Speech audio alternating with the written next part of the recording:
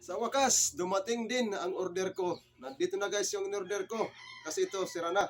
Ang sira pala nito guys, ito, dito. Yung ano niya, gear. Center gear. Kaya, tingnan natin guys ang pinagkaiba. Yan o.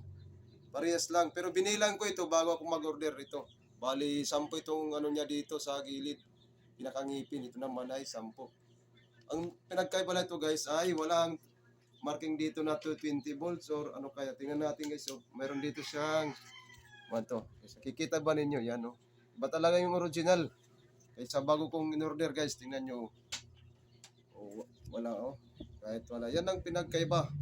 Iwan ko kung legit ba ito guys na ano natin dito. Papasok natin dito guys. Mamaya ayusin natin guys.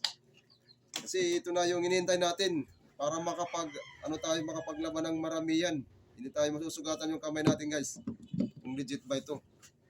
Ano natin dito. Ito pala yung guys yung luma ha. Ito. Ayan. Maraming salamat guys at mabuhay kayo guys. Ito.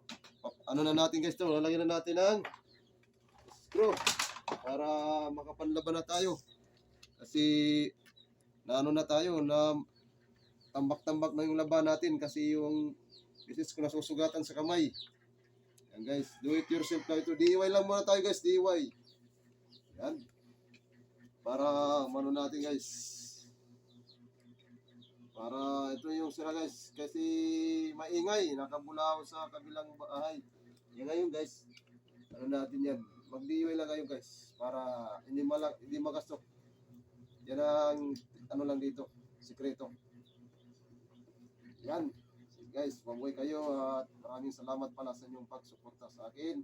Kayong magsasawa. Yan guys, ito na. Ito natin. Yan. Dito na ngayon ang aking inayos DIY. Do it yourself guys. Ngayon na. Legit ito. Yan. Try tayo guys. Yan. Kita ba niyo guys dito? Ano? Yan na, ang inayos natin guys. Yan. Hindi na kayo mahirapan kapag marunong kayo mag-trouble o di kaya tawag na lang kayo ng technician para kung hindi niya kaya, tawag kayo.